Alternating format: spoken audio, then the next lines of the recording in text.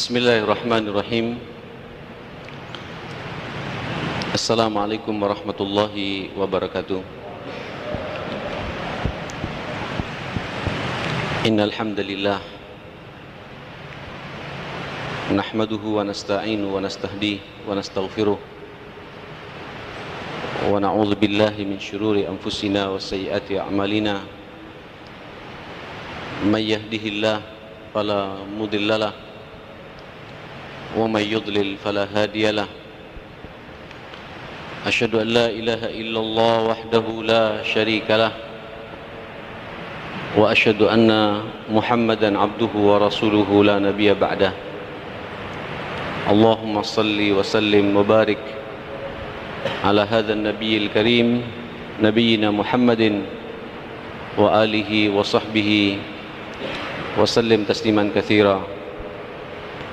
يا أيها الذين آمنوا اتقوا الله حق تقاته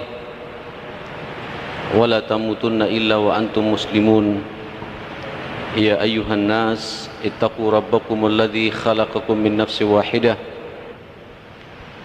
وخلق منها زوجها وبث منهما رجالا كثيرا ونساء واتقوا الله الذي تساءلون به والأرحام إن الله كان عليكم رقيبا. يا أيها الذين آمنوا اتقوا الله وقولوا قولا سديدا يصلح لكم أعمالكم ويغفر لكم ذنوبكم ومن يطع الله ورسوله فقد فاز فوزا عظيما. أما بعد اللهم إنا نعوذ بك من أن نشرك بك شيئا نعلمه ونستغفرك لما لا نعلمه. اللهم ارحمنا بالقرآن اللهم احفظنا بالقرآن اللهم اجعلنا ممن يستمعون القول فيتبعون أحسنه. اللهم إنا نعوذ بك من أن نشرك بك شيئا نعلمه ونستغفرك لما لا نعلمه. اللهم إنك عفو كريم تحب العفو فاعف عنا. اللهم إنا نسألك رضاك والجنة ونعوذ بك من سخطك والنار. Bismillahi tawakkaltu ala Allah wala hawla wala quwata illa billah. Jamaah sekalian, ini sebenarnya yang paling pas untuk membahas masalah ini imam kita ini, Ustadz kita, Ustadz Zainal. Beliau ahlul Quran, beliau hafidh minal hufadh. Sementara saya ini bukan hafidh. Itu pertama. Yang kedua, disiplin ilmu saya juga di hadis, karena saya juga kuliah di Fakultas Usuluddin jurusan hadis, bukan di jurusan Quran. Sebenarnya yang paling pas Ustadz Zainal, dan alhamdulillah beliau mendampingi saya. Jadi kalau nanti ada yang kurang mungkin bisa ditambah oleh beliau. Saling melengkapi lah satu sama lain insyaallah. Tapi karena memang tabiat orang beriman itu dan kewajiban setiap mukmin itu, fa idza stansahuka fansah. Kalau memang kita diminta untuk memberikan nasihat, kata Nabi, fansah, berikan nasihat itu dengan mengucap Bismillahirrahmanirrahim. Saya mencoba untuk berbicara sesuatu yang sangat fundamental dalam hidup kita ini, yaitu tentang Al-Quranul Karim. Subhanallah, Quran ini satu-satunya mukjizat yang paling besar yang telah Allah berikan kepada Nabi kita Muhammad sallallahu alaihi wasallam, yang tidak diberikan kepada nabi-nabi yang lain. Al-Quran, kitab Allah, kitab suci. Subhanallah, berapa banyak kita baca, berapa sering kita baca, dan kita ulang-ulang sekian kali, puluhan kali, mungkin juga ribuan kali. Uniknya kita juga tidak pernah bosan.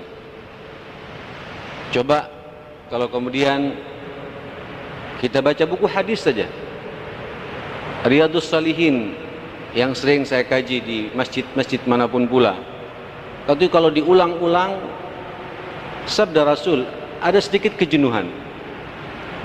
Tapi kalau Al-Quran, Al-Fatihah yang Bapak baca setiap hari minimal berapa kali itu? 17 kali. Pernah bosan? Pernah jenuh?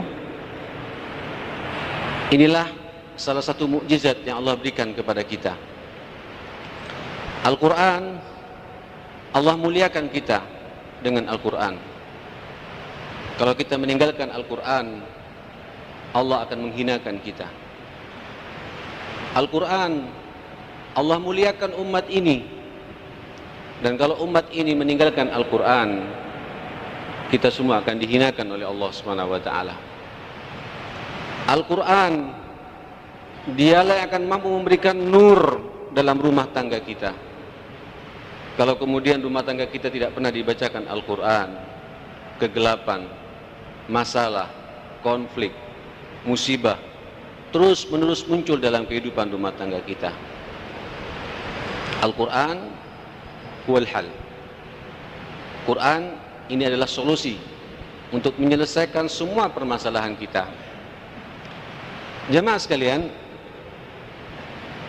kalau kita lihat dalam bahasa salafus saleh, apa itu Al-Quran? Ya Al-Quran yang biasa kita punya, kalamullah. Ia ini ucapan Allah, bukan ucapan manusia, bukan pula ucapan Rasulullah, bukan pula ucapan ulama, ucapan ustadz. Kalamullah, kata-kata Allah, firman Allah. Alladzi istahalan 'ala nasi ay yaqulu mithlah. Mustahil bagi manusia untuk meniru bahasa yang sama dengan bahasa Al-Quran. Itu tadi ilustrasi yang saya katakan. Berapa sering kita baca Al-Quran, berapa kali di bulan Ramadan kita mengkhatamkan Al-Quran. Mungkin sudah puluhan kali sejak kita dilahirkan oleh Allah sampai sekarang. Tapi kita tidak bosan-bosan. Semakin kita baca Quran, semakin tenang kehidupan kita, semakin nikmat kita dengan Al-Quran. Dan mustahil bagi kita untuk menyerupai bahasa yang sama seperti itu. Wal Quran hablullahul matin. Al-Quran tali Allah yang sangat kokoh. Tali Allah yang sangat kokoh. Tali kita tahu untuk mengikat, jemaah sekalian. Ikatan apapun pula itu biasanya sekali waktu akan rapuh. Tapi kalau ikatan Allah Subhanahu wa taala mengikat hati manusia, mengikat pikiran manusia, mengikat perasaan manusia dengan Al-Quran, itu kokoh. Kokoh selama-lamanya. Dan kita akan merasakan nikmatnya hidup ini gitu. Wa man tamassaka bihi najah.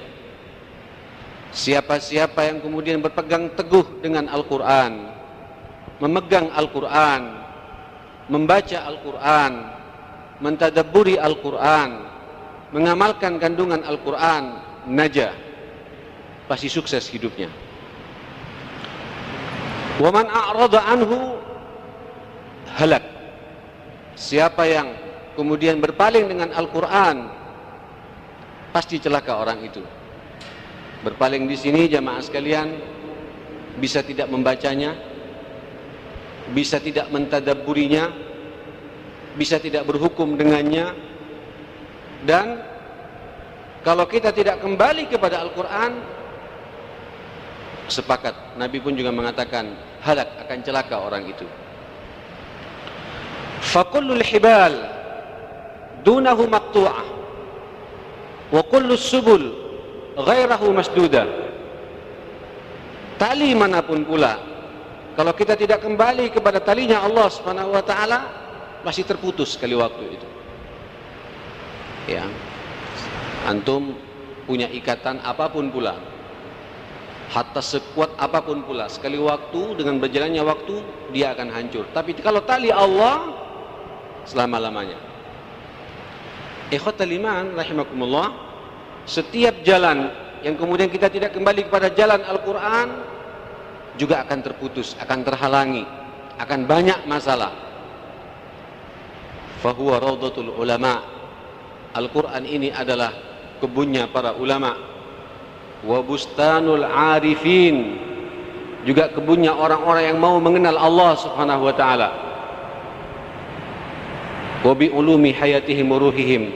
Wa bustanul arifin fihi wa bustanul arifin fihi hayatuhum wa bi ulumihi hayatu ruhihim. Dari situ kemudian hidup.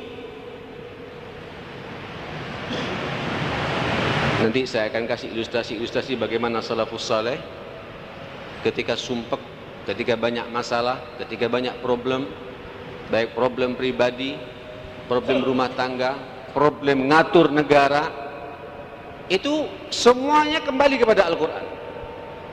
Dan ketika dikaji dengan ilmu-ilmunya, hidup ruh manusia itu, jamaah sekalian. Saudara sekalian, kalau antum lihat contoh paling konkret dalam surat Al-Ankabut,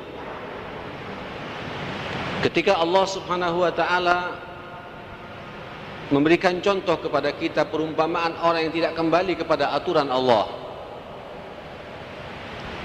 tidak kembali kepada kurikulum Allah, aturan hidupnya tidak menegakkan syariat Allah, yaitu Al-Quran itu sendiri.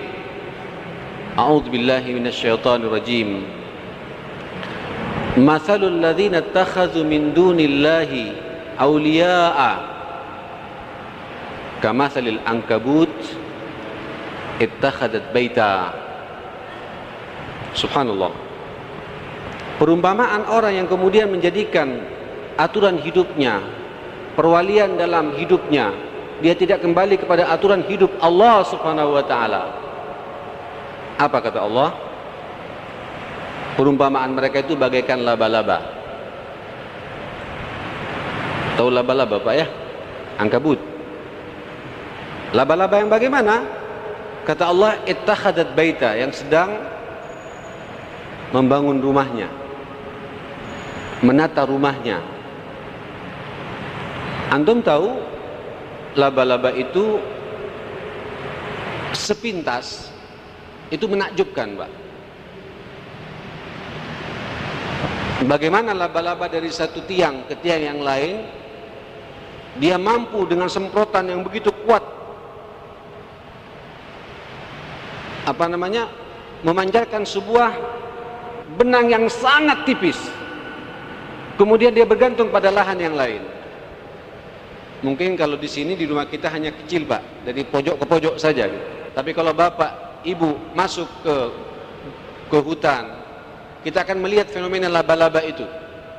Ittakhadat baita, yang sedang membangun rumah itu, nyatu. Kita berpikir, jemaah sekalian, semua kita terpesona, terkesima. Kok bisa dia meniupkan sebuah benang kecil, kemudian dari benang itu kemudian dia berjalan di atasnya gitu, dan tidak jatuh.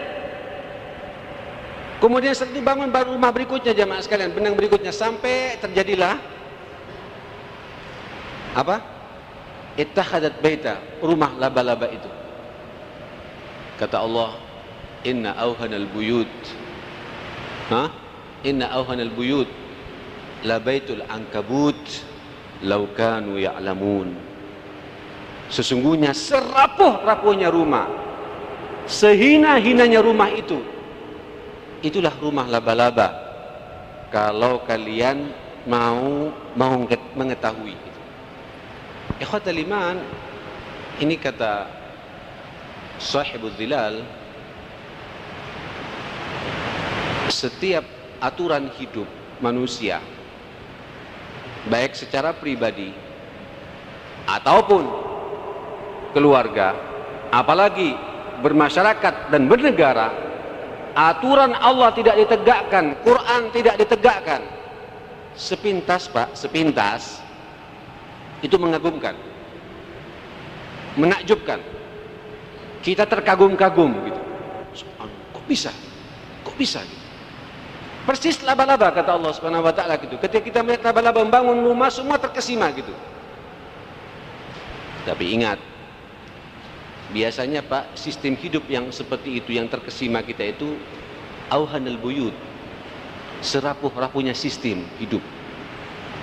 Makanya antum lihat jemaah sekalian, ketika aturan Allah tidak kita tegakkan, persis laba-laba. Laba-laba ketika bangun rumah, rumahnya di saat yang bersamaan jadi apa jemaah sekalian? Halo? Nyambung nggak ini? Jadi apa rumah itu? Jadi alat untuk menangkap mangsanya. Di rumah itu menjadi alat untuk menangkap mangsanya. Tapi siapa mangsa yang ditangkap itu jemaah sekalian? Yang cilik-cilik Pak. Semut atau nyamuk terbang, kebelit di situ. Tidak bisa berbuat apa-apa, datanglah laba-laba, dimakan Pak. Allahu Akbar. Hadzal Quran ya akhi. Baca Al-Quran surat Al-Ankabut itu. Setelah ada semut, dia nunggu lagi Pak. Mundur. Dia di pojok, jauh dari jauh.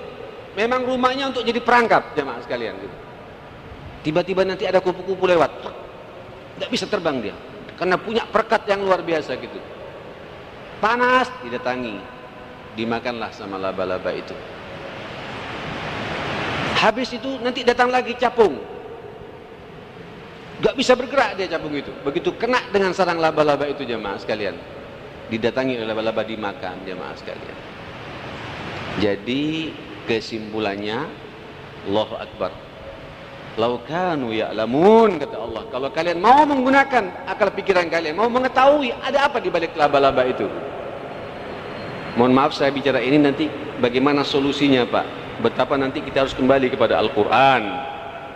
Apa kata Allah, kata para ulama, ketika kemudian laba-laba ini tidak ada mangsa, yang cilik-cilik ini sudah mulai cerdas Pak, tidak mau terbang di sekitar sarang laba-laba karena khawatir terperangkap di situ. Allahu Akbar. Summa na'udzubillah wa hasbunallah wa ni'mal wakil. Apa yang terjadi jemaah sekalian? Dia jemaah sekalian, ketika situ tidak ada yang mau dimakan, siapa yang dimakan Pak? Halo? Siapa yang dimakan? Capung tidak ada, kecoa tidak ada, cecak nempel pun juga tidak ada, nyamuk tidak ada, lalat tidak ada yang dimakan gitu. Lapar dia gitu. Oh ya, perlu diketahui, laba-laba ini jemaah sekalian, satu-satunya potret makhluk Allah yang tidak punya aturan hidup memang. Ternyata yang mengendalikan rumah tangga mereka itu siapa? Itu betinanya Pak. Betinanya gitu. Ini sekaligus teguran, kata Ustaz Sayyid mengatakan, kalau rumah tangga kemudian yang mengendalikan itu adalah, mohon maaf ibu-ibu ya, wanita, sehingga kita laki-laki bahlul, tidak bisa berbuat apa-apa. Apapun pula ketika wanita sedang mengendalikan sebuah sistem hidup, laba-laba jemaah sekalian gitu. Baik, ketika sudah tidak ada dimakan, siapa yang dimakan Pak? Ini ibu, sang ibu ini dengan lahap anak yang baru dia lahirkan itu dimakan Pak. Dikunyah dengan penuh nikmat. Kalau kucing Pak masih punya perasaan. Kalau tikus pun juga dengan anaknya masih punya perasaan. Ular dengan ular masih punya perasaan. Ayam dengan ayam masih punya perasaan. Semua binatang masih punya perasaan dengan turunannya. Tapi kalau laba-laba, tidak ada jemaah sekalian. Makanya jangan kaget Pak, kalau sekarang banyak ibu tidak makan anaknya, tapi juga menjual anaknya banyak.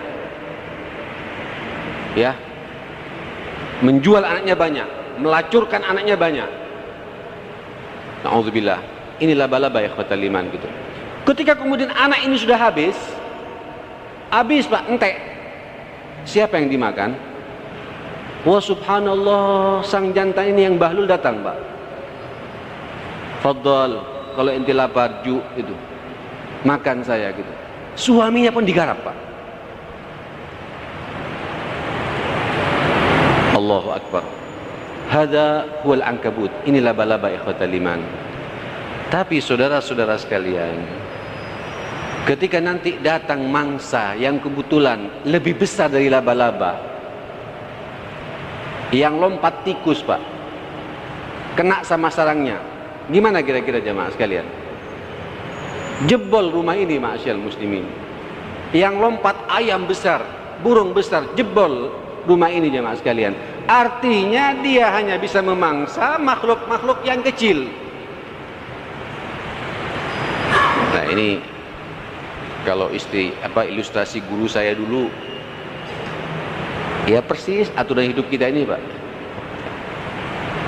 Ya, ngasih ilustrasi lampu merah dulu Pak. Saya masih ingat dalam benak saya itu.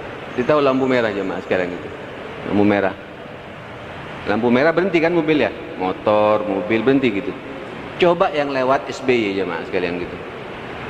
Nah, yang lewat gubernur, yang lewat wali kota gitu.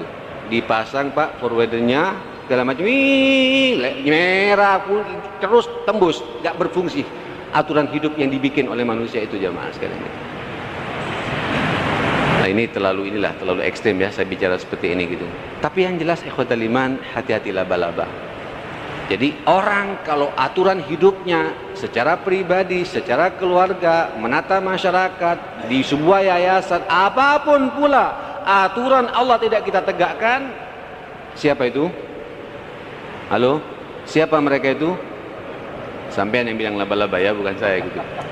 Ya, laba-laba. Saudara sekalian, apa kata Allah Subhanahu wa taala? Subhanallah. Subhanallah. Bapak lihat, dzalika matsalul, ayatnya panjang itu. Coba lihat bagaimana solusinya. Allah Subhanahu wa taala dalam Al-Qur'an, ikhwatal iman, dalam Al-Qur'an ketika memberikan sebuah problem, itu selalu memberikan pula solusinya, Pak.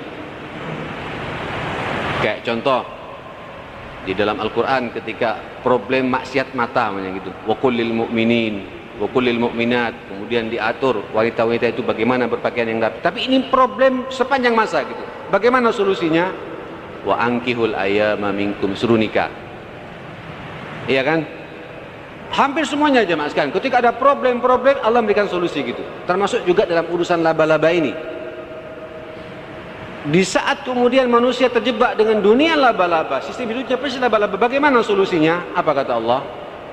A'udzubillahi minasyaitonir rajim. Lihat ayat berikutnya Pak. Di surat yang sama, di bawah ayat ketika berbicara masalah Al-Ankabut ini. Utlu. Lihat ya. Utlu ma uhiya ilaika minal kitab. Bacalah ya Muhammad apa yang telah aku wahyukan kepadamu berupa Alkitab ini.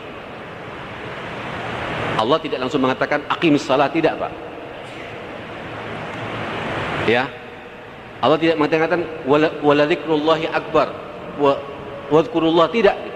Tapi kata Allah, utlu ma uhiya ilaika minak, bacalah apa yang telah aku wahyukan kepadamu wahai Muhammad supaya kamu tidak terjebak dengan dunia laba-laba. Nah, tilawah ini mempunyai 5 makna. Ya, tilawah ini mempunyai 5 makna. Pertama, qiraatan. Apa qiraatan ini? Apa qiraatan? Membaca. Jadi kita dituntut untuk membaca Al-Quran. Allah. Ini musibah besar Pak, kalau kita mengaku umat Muhammad tidak bisa baca Quran. Masalah besar kalau kita mengaku umat Muhammad tapi kita tidak bisa membaca Al-Quran. Saya pikir sudah saatnya saat ini jamaah sekalian, alhamdulillah Al-Irsyad di bawah bimbingan Ustadz Huzaina dan Ustadz Fahmi membuka diri, dan mungkin ke depan juga akan dibentuk di sini markas Quran di Alisat ini. Saya lihat pula di Dinoyo sekarang dibuka namanya Geria Quran. Ya, itu bagi bapak yang tidak bisa baca Quran, silakan bisa belajar dari nol sampai bisa baca. Bagi yang sudah bisa baca, yang pingin tahsin, silahkan. Yang sudah bisa tahsin, mau tahfidz, silahkan. Kita sudah siapkan, ada insya Allah 5 hufad di situ, dari berbagai macam disiplin ilmu dan dari berbagai macam universitas di seluruh dunia ini. Dari Sudan ada, dari Syria ada, dari Madinah ada, dari Pakistan juga ada. Kita siapkan di sana jamaah sekalian. Alhamdulillah di Sidoarjo juga punya. TPA sekarang bermunculan. Pak, Ibu, jangan malu. Demi Allah, aib besar kita mengaku umat Muhammad, apalagi kita jamaah, hidungnya mancung, tidak bisa baca Quran. Saya mohon maaf agak kasar-kasaran dalam bab ini jamaah sekalian. Ini musibah besar buat kita. Kalau tidak jamaah sekalian, kita akan termasuk pada lingkaran laba-laba ini. Hidup kita nggak akan barokah. Hidup kita tidak akan mendapatkan rahmat dari Allah Subhanahu wa taala gitu. Iqra'il Quran, bacalah Al-Quran. Apalagi kata Nabi, fa innahu ya'ti yaumal qiyamati syafi'an li ashabi. Nanti pada hari kiamat datang bagi orang yang suka baca Quran, memberikan syafaat bagi yang bersangkutan. Ikhwatal iman, apalagi Ramadan seperti ini gitu ya. Antum harus punya target memang minimal 1 kali khatam. Setiap hari usahakan minimal 1 juz. Kalau bapak habis salat ambil 2 lembar, asarnya 2 lembar, nanti maghrib 2 lembar, isya 2 lembar, subuh 2 lembar, sudah selesai 1 juz. 1 bulan khatam kita ini. Syukur kalau kemudian asar zuhur 4 lembar. Apa? Asar 4 lembar, maghrib 4 lembar, isya 4 lembar, subuh 4 lembar. Insya Allah bulan Ramadan ini 2 kali khataman kita ini. Kembali kepada komitmen kita ma'asyal muslimin. Saudara, baca Quran. Utlu. Ini solusi buat kita untuk kita tidak terjebak dengan dunia laba-laba. Jadi qiraatan, membaca Al-Quran gitu. Nah tentunya kita tidak hanya sekedar membaca Pak. Ya, kalau hanya membaca sama dengan orang Badui dulu di zaman Nabi. Kita ingin membaca ma'at tajwid. Ya, ma'at tajwid. Tahu Pak kapan nun mati ketika ketemu dengan ba, nun mati ketika ketemu dengan apa? Dengan huruf-huruf ikhfa, nun mati ketika ketemu dengan mim dan lain sebagainya. Bagaimana hukum-hukum yang harus kita baca itu? Ikhwatal iman, ulama-ulama salaf dan Nabi ketika mengajarkan kepada kita membaca tajwid ini jamaah sekalian, itu sesuai Pak dengan apa? Dengan suasana tadabbur itu sendiri nanti itu. Saya merasakan betul ya ikhwatal iman gitu. Ketika baca Quran ma'at tajwid dan ketika baca Quran hanya melihat saja begini, itu beda ma'asyar muslimin. Suasananya beda gitu. Dan kenikmatannya pun juga beda gitu. Apalagi kita juga faham bahasa Arab, nyambung. Dan lebih cepat kita menghafal Al-Quran kalau kita faham kaidah-kaidah tajwidnya. Iqra'il Quran, bacalah Al-Quran. Jadi pertama qiraatan. Utlu, jadi solusi supaya kita tidak masuk kepada jebakan laba-laba, biasakan kita setiap hari baca Al-Quran. Saudara sekalian, apalagi cantik juga di rumah tangga kita Pak. Rumah tangga ini jamaah sekalian, dalam sebuah hadis yang sahih dikatakan oleh Rasulullah sallallahu alaihi wasallam, "Innal baita alladhi lam yuqra' fihi al-Qur'an kal baitil kharib." Nabi tidak mengatakan innal baita alladhi yatadabbar bihi al-Qur'an, tidak ngambil batasan minimalnya, Pak. Rumah yang di dalamnya tidak dibacakan Al-Qur'an itu bagaikan rumah yang kharib. Apa makna kharib ini? Angker, Pak. Rumah yang kharab, rusak, tidak berpenghuni gitu, gelap, sumpah. Dan antum bisa lihat jemaah sekalian, ketika bertamu ke rumahnya orang, saya Pak, ini saya pikir kita semua jadi antum syuhada Allahi fil ard. kalian adalah saksi-saksi Allah di muka bumi ini, kata Nabi SAW. Sering kita dapat masuk ke rumahnya orang, Pak, sumpah gitu. Walaupun lampunya terang, ruang tamunya lebar, kursinya empuk, tapi masuk, Pak, sumpah kita ini.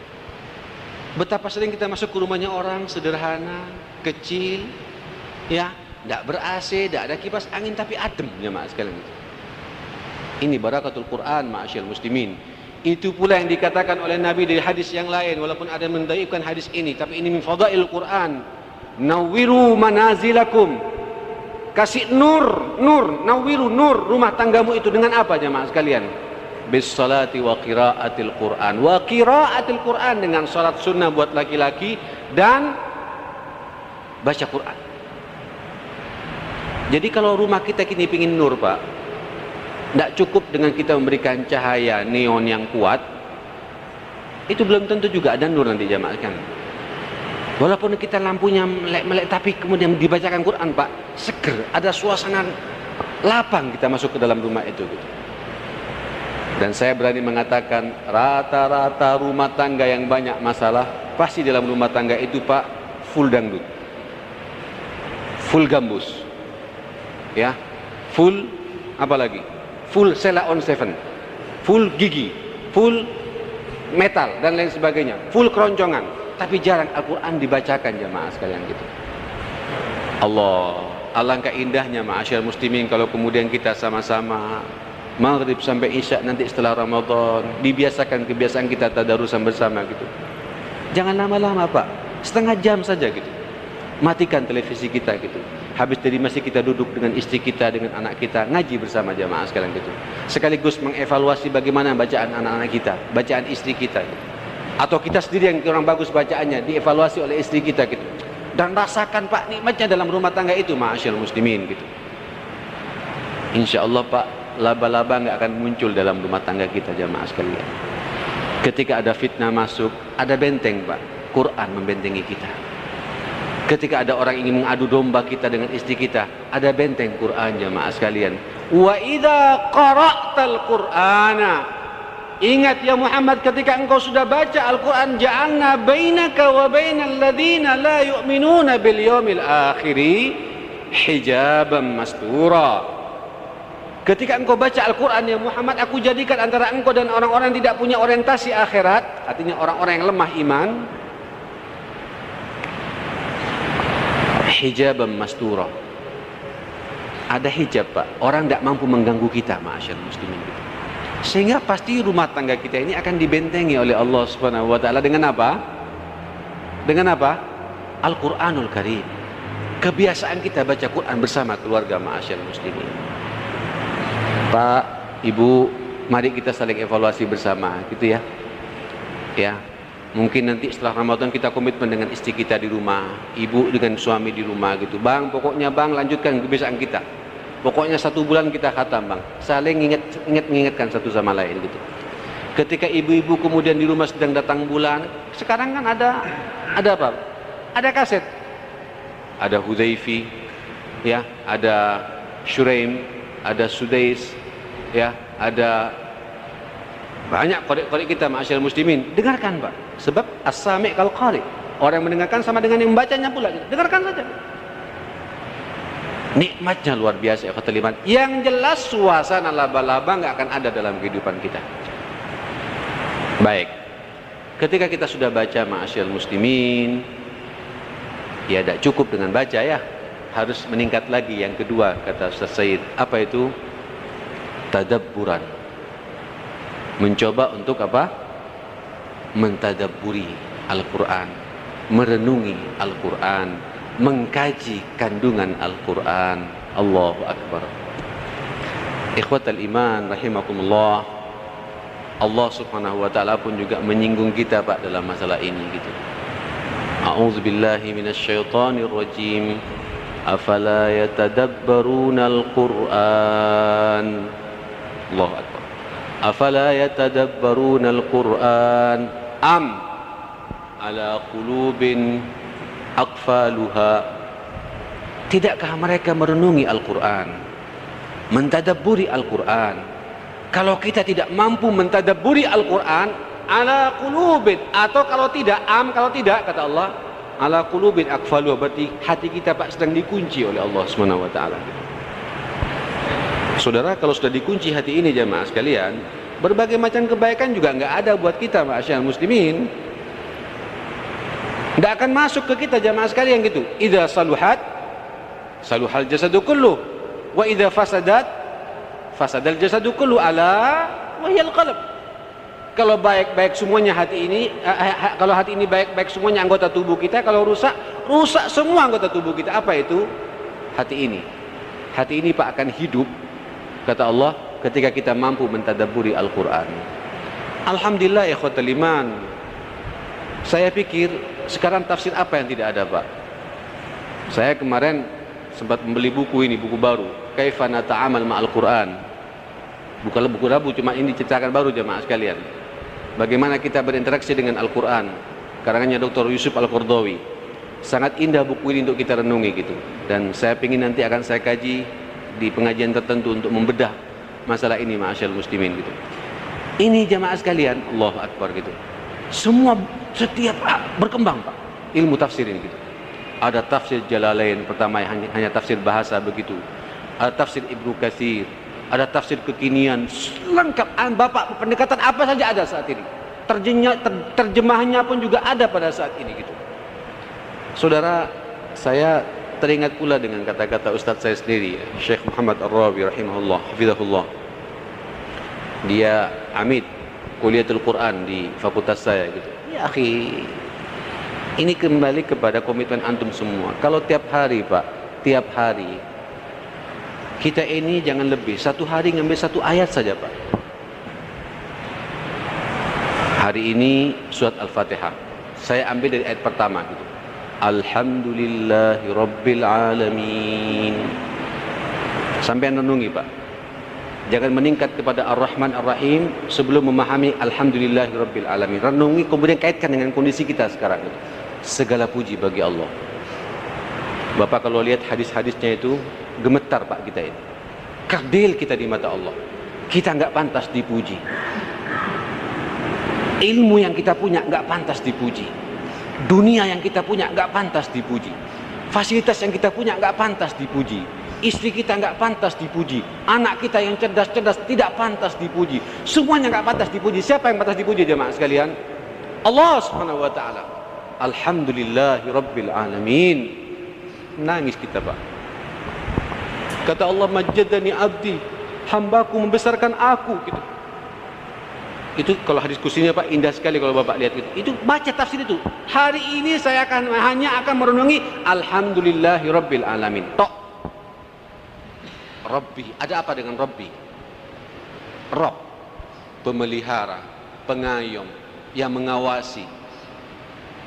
Ya, yang mendidik, yang Masya Allah, kita merasa Pak butuh dengan Allah SWT. Alamin, alam semesta ini ma'asyiral muslimin. Besok Ar-Rahman Ar-Rahim. Hari ketiga Maliki Yaumiddin. Wah ini panjang lagi Pak bicara Maliki Yaumiddin. Orientasi akhirat tentang kondisi ad-din pada hari kiamat bagaimana gitu. Iyyaka, kenapa iya didahulukan? Kok tidak na'budu iyyaka, tapi kok iyyaka na'budu? Ada apa ini ma'asyiral muslimin gitu. Insyaallah Pak, kalau sampean baca Al-Fatihah dengan tumaknina sampai diulang-ulang 17 kali Pak, ya Allah, yang namanya tanha anil fahsya'i wal munkar dengan Fatihah saja selesai sudah. Hadzal Quran ikhwatal iman gitu. Dan kalau Bapak tiap hari seperti itu, hari ini alhamdulillah, besok insyaallah Pak 1 tahun berapa ayat? 1 tahun berapa ayat? 360 ayat. Ulama ya akhi. Kita akan jadi ulama ma'asyiral muslimin kalau kemudian setiap hari 1 ayat, setiap hari 1 ayat. 1 tahun 360 ayat. Seharusnya idealnya Pak macam kita ini jamaah sekalian gitu. Saya umur sekarang sudah 45 tahun. Kalau saya balik umur 15 tahun, anggaplah saya sadar ketika saya di Saudi umur 20 tahun, 25 tahun. 25 tahun kalikan 360 hari berapa jamaah sekalian? Insyaallah Quran 30 juz ini sudah kita faham betul Pak maknanya gitu. Cuma tinggal bergantung kepada kita mau enggak. Pertanyaannya sekarang, adakah hari-hari kita hari-hari perenungan terhadap satu ayat saja Al-Quran setiap hari, ma'asyal muslimin? Tapi Pak, kalau merenungi koran, ya, merenungi koran itu paling enak Pak, hatta 1 jam kita kuat, apalagi jawab pos gitu. Kemudian Pak dianalisa sendiri gitu, merenung gitu, oh ini politik ini pasti. Coba Pak, kalau kemudian pikiran begitu kita alokasikan ke Quran gitu, Mas, kayak gitu. Betapa cerdasnya manusia ini, ma'asyil muslimin. Dan orang jamaah sekalian yang setiap hari baca Quran dan mentadabburi Al-Quran ila akhir hayatihi, kata Nabi, sampai akhir hayatnya orang itu tidak akan dipikunkan oleh Allah Subhanahu wa taala. Ini Pak naungan Al-Quran, ma'asyil muslimin. Jaminan dari Rasulullah. Hamalatul Quran, orang yang hafal Quran, orang yang membaca Al-Quran setiap hari dan mentadabburi Al-Quran setiap hari sampai akhir hayatnya, hatta umurnya 100 tahun sekalipun, tidak akan dipikunkan oleh Allah Subhanahu wa taala gitu. Dan contoh-contoh konkret ini Pak sudah cukup banyak kita lihat di lapangan. Ada seseorang di Madura, ma'asyal muslimin, umurnya sudah 99 tahun. Saya melihat sekarang, melihat dengan mata saya sendiri jamaah sekalian. Baca Quran tidak pakai kacamata, ma'asyil muslimin. Pendengarannya Pak lebih kuat dari pendengaran manusia biasa gitu. Cuma giginya sudah habis. Subhanallah, memori masa lalu ingat. Apa rahasianya Pak? Ya orang tua Pak, 100 tahun lebih, hampir 100 tahun kerjanya hanya baca Quran gitu. Ini rahasianya, ma'asyil muslimin. Jadi kalau orang pingin cerdas, pingin pinter, pingin terus tidak cepat pikun, tidak ada lain Pak, ar-ruju' ilal Quran, kembali kepada Al-Quranul Karim, tadabbur. Ya, pertama apa tadi? Membaca. Oke, sebelum membaca, mohon maaf, ini ada yang kurang membaca tadi itu. Membaca ini, ma'asyal muslimin, perlu saya juga pertegas di sini, perlu saya memberikan kerangka yang biar kita tidak kemana-mana pula gitu. Membaca ini, ma'asyal muslimin, ada sebuah hadis dari Abdullah bin Amr bin As. Imam Bukhari Muslim mengangkat hadis ini, saudara-saudara sekalian. Apa dalam hadis itu? Abdullah bin Amr ini dikenal sahabat yang kerjaannya setiap hari selalu mengkhatamkan Al-Quran. Selalu apa? Khatamkan Al-Quran. Ya, mungkin kalau Ramadan Pak boleh-boleh saja ya, tapi ini menjadi rutinitas harian dia tiap hari gitu. Saudara sekalian, sampai sikap ini, kebiasaan ini Pak terdengar oleh sahabat-sahabat yang lain. Dipanggil oleh Rasulullah sallallahu alaihi wasallam itu.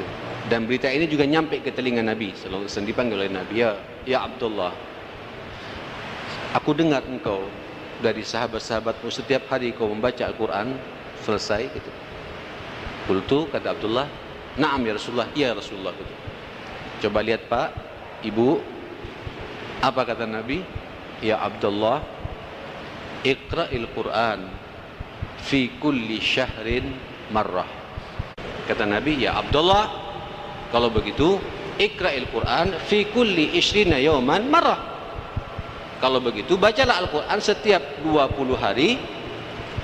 Berapa? 1 kali khataman. Berarti berapa Pak setiap hari? Ini nggak nyambung ini Pak. Ramadan ya, nggak nyambung ini. Berapa setiap hari? 1,5 juz. Ya. Jadi nasihat Nabi pertama 1 juz, ditolak sama Abdullah ini 1,5 juz. Protes lagi sahabat ini, coba introspeksi lagi sahabat. Ya Rasulullah, aku lebih kuat dari semua itu, kata beliau gitu. Terlalu ringan buatku ya Rasulullah gitu. Ya Abdullah, kalau begitu bacalah Al-Quran, iqra'il Quran fi kulli 10 ayyam marrah. Setiap 10 hari 1 kali khataman. Berarti berapa Pak setiap harinya ini?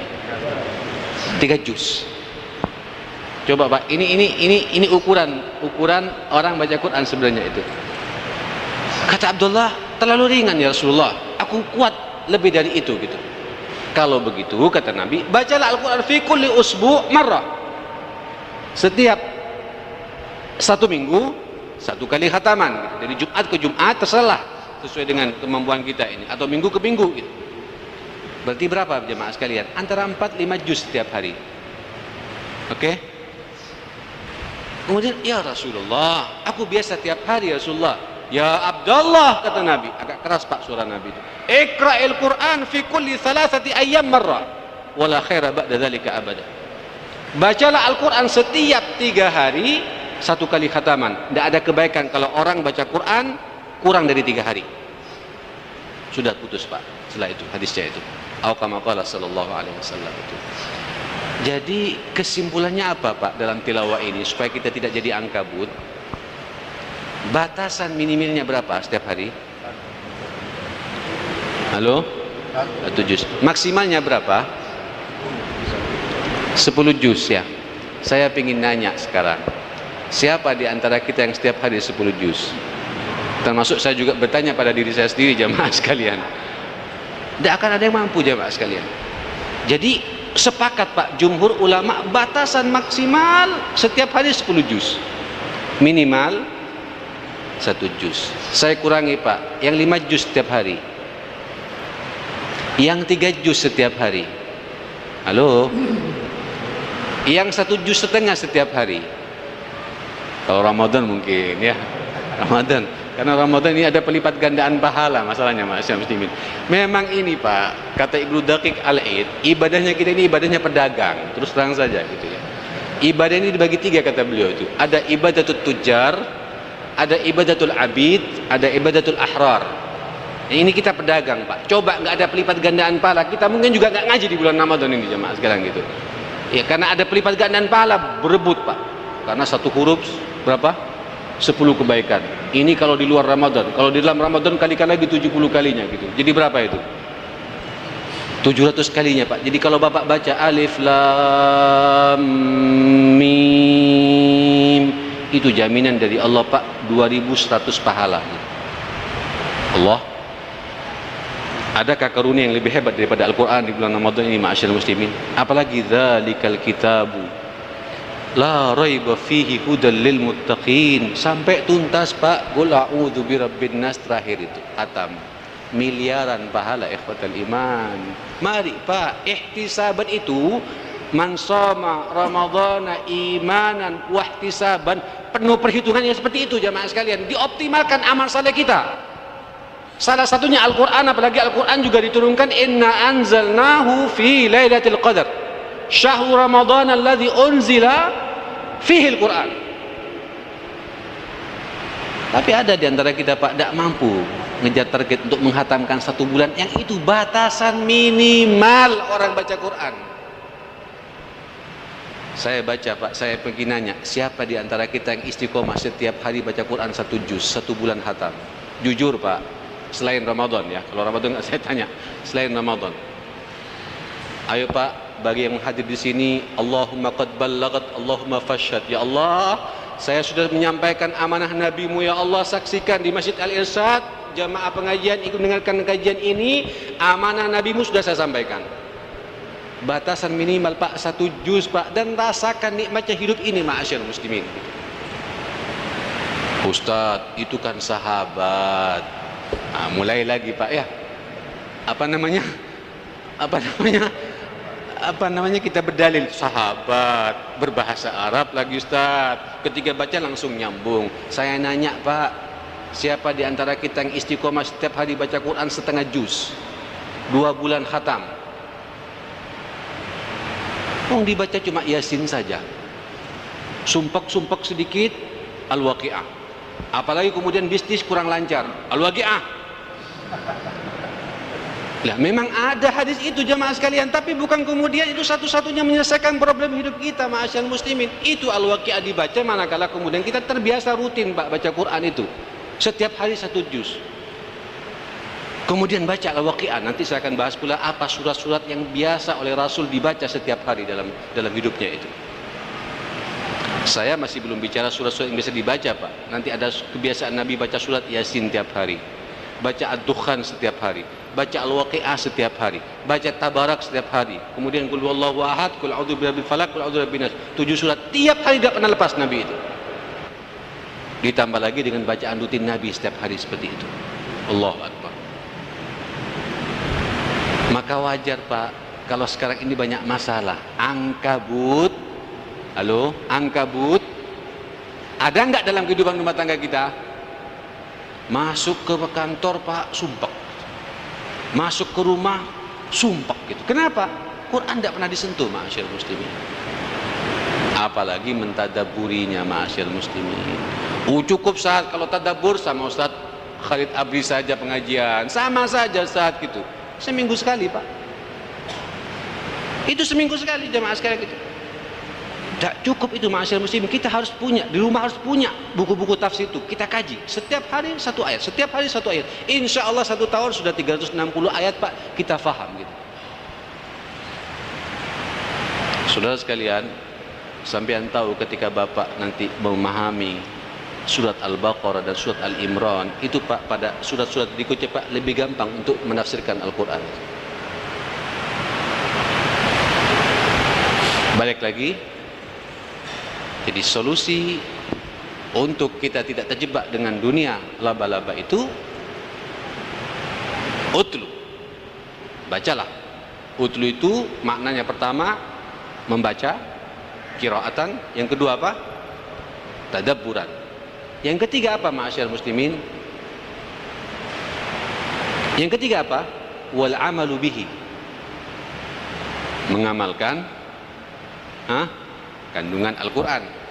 Ya buat apa Pak? Kita sudah ahli tafsir, memahami betul, tapi di lapangan suka berbohong juga. Di lapangan suka genyek orang gitu.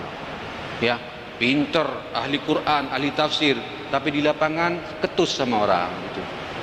Ya, akhlaknya tidak menunjukkan akhlak Quran gitu. Ini juga masalah jemaah sekalian gitu. Ini sebenarnya saya ingin panjang-panjang Pak. Ini waktunya nggak terlalu lama masalahnya jemaah sekalian. Sudah 10:30. Ini nanti ada Pak akhlak hamadul Quran gitu. Ya. Karena pada hakikatnya kalau Bapak lihat nanti Al-Quran itu sendiri semuanya nanti berbicara, ujung-ujungnya berbicara masalah akhlak itu sendiri jemaah sekalian gitu. Lalu bagaimana kita mampu mengamalkan kandungan Al-Quran? Mulailah Pak dari hal-hal yang terkecil. Mengaplikasikan hukum-hukum Allah pertama kali dari diri kita. Setelah kita berkomitmen dengan hukum Allah, bagaimana keluarga kita? Ya, kalau bahasanya Imam Syahid mengatakan dari islahul fard, perbaikan pribadi, kembali kepada Al-Quran. Bagaimana akidah saya menurut Al-Quran? Bagaimana ibadah saya menurut Al-Quran? Bagaimana akhlak saya menurut Al-Quran? Ya, bagaimana keilmuan saya menurut Al-Quran? Bagaimana etos kerja saya menurut Al-Quran? Ini perlu kita bahas Pak, perlu kita kaji gitu. Baik kita menjalankan hukum Al-Quran secara pribadi, kita melihat bagaimana keluarga saya, istri saya, anak-anak saya, keluarga besar saya, terus begitu jamaah sekalian. Setelah itu tetangga kanan kiri saya gitu. Aduh, bicara tetangga lagi ini Pak ya, sampai ada khusus, ayat khusus ya. Walijadidil qurba, ya. Kemudian secara khusus Allah mengangkat pentingnya kita berbuat ihsan kepada orang tua, ya, kepada keluarga dekat, kepada tetangga dekat dan tetangga jauh gitu. Itu bagaimana sikap kita dengan mereka. Mereka itu akhlak jamaah sekalian. Mengaplikasikan kandungan-kandungan Al-Quran dalam kehidupan kita. Dan semua permasalahan hidup ini dibahas oleh Al-Quran. Dari masalah pribadi, masalah rumah tangga, masalah bertetangga, masalah bermasyarakat, masalah ngatur masjid, masalah ngatur pasar, apa saja ma'asyal muslimin, ngatur negara pun juga diatur oleh Al-Quranul Karim. Pembagian warisan dan lain sebagainya, semuanya diatur oleh Al-Quran. Tinggal kita mau nggak Pak kembali kepada Al-Quran. Makanya mukmin yang baik, mukmin yang dikatakan rajulun Qur'aniyun atau Qur'anun yamshi, Quran yang berjalan, itu langkah-langkahnya Pak, setiap ada masalah bagaimana Al-Quran berbicara gitu. Bukan logika dulu Pak yang didahulukan oleh yang bersangkutan. Subhanallah. Jadi mengamalkan kandungan Al-Quran. Nah yang keempat, saudara sekalian, kalau bisa ya kita semua mencoba wal hifdzu bihi, menghafalkannya gitu. Ya, menghafalkannya gitu. Ya, Pak paling tidak lah kita harus hafal surat-surat pendek ya Pak ya. Seharusnya sih logikanya kita ini minimal 1 juz ya.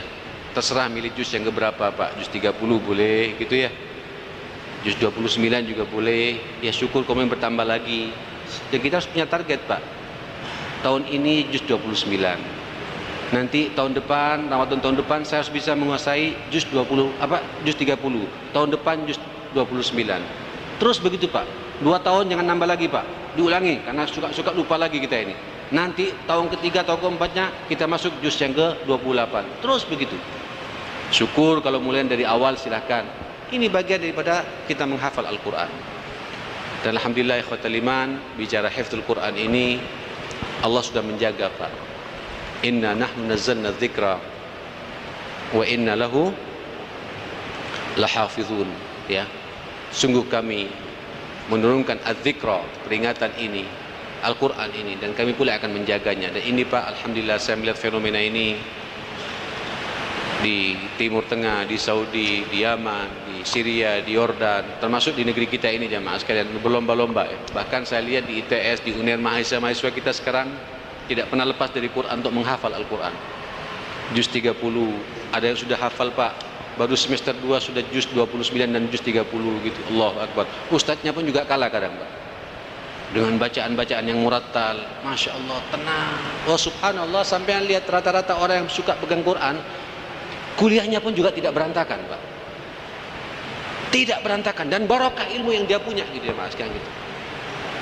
Nah ini solusi untuk menyelesaikan problem ankabut yang saya katakan di bawah. Sebelum berbicara masalah-masalah yang lain, Allah mengatakan utlu ma uhiya ilaika minal kitab, bacakan ya Muhammad, bacalah ya Muhammad apa yang aku wahyukan kepada kalian, kepadamu berupa wahyu ini, Al-Quran ini gitu. Membaca, mentadaburi, apalagi tadi mengamalkan dan menghafalkannya gitu. Baru setelah itu Pak Allah mengatakan wa aqimis shalah. Ya, wa aqimis shalah gitu. Innas salata tanha 'anil fahsya'i wal munkar wa la dzikrullahi akbar wallahu ya'lamu ma tasna'un. Kita suruh salat Pak, suruh perbanyak zikir. Ya memang ini nanti pembahasannya bab salat Pak ya, karena kita bahas Quran, tapi yang jelas didahulukan oleh Allah Al-Quran. Baru setelah itu apa? Salat. Setelah itu apa? Zikir kepada Allah Subhanahu wa taala gitu. Dan ingat, kalau kita bicara zikir, wa afdalu dzikri ummati, kata Nabi, apa? Afdalu dzikri ummati apa?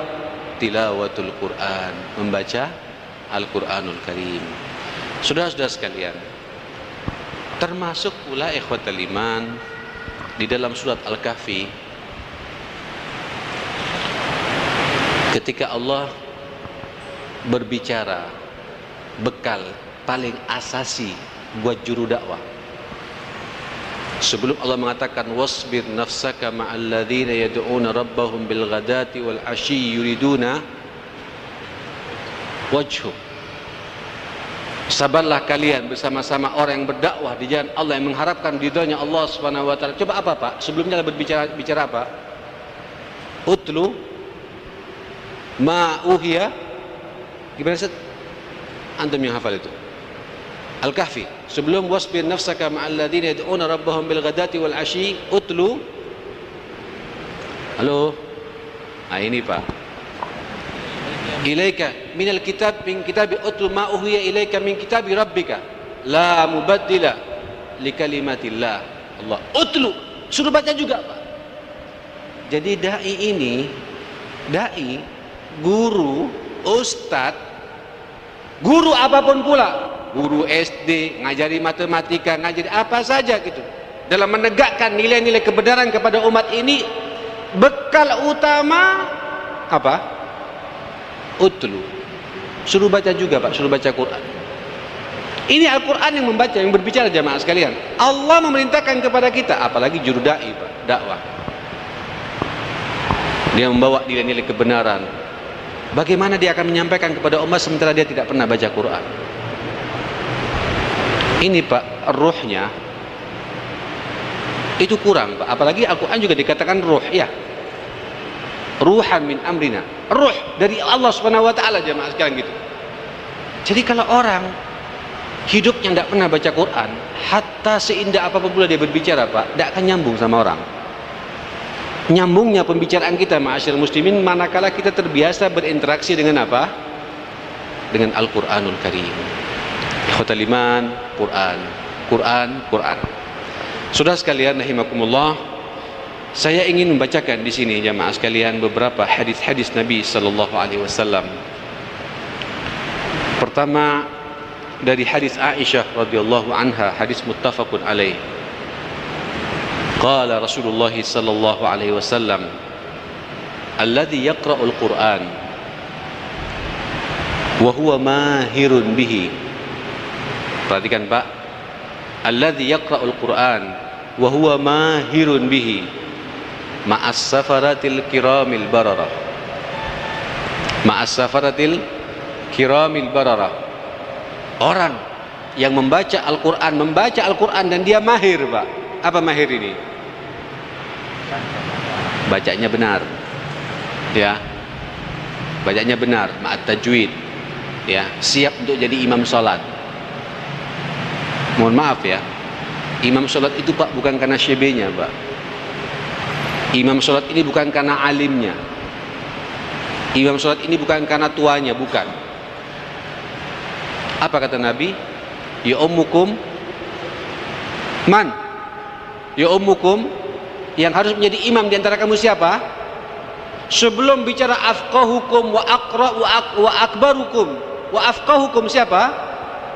Aqra'ukum, yang paling pandai baca Quran, yang paling indah baca Quran. Karena banyak Pak orang alim tapi tidak bisa baca Quran gitu, tidak menyentuh ketika baca Quran itu. Banyak orang tua tapi tidak bisa baca Quran, banyak jamaah sekalian gitu. Hatta anak muda tapi pandai baca Quran, jadikan dia imam jamaah sekalian gitu. Karena kita ingin sholat jamaah sekalian gitu. Ya ummukum aqra'ukum, yang paling qari kata Nabi. Dan orang-orang seperti itu ma'asyiral muslimin ma'as safarah al-kiramil bararah, bersama para malaikat-malaikat berterbangan dengan penuh kemuliaan gitu. Sampean nanti kalau pandai baca Quran bersama dengan malaikat-malaikat Allah yang dipuji-puji oleh Allah, yang berterbangan kemana kita bisa mau, kemana kita bisa terbang jamaah sekalian gitu. Walladzi yaqra'ul Quran, tapi Nabi Pak tidak membuat pesimis kita jamaah sekalian.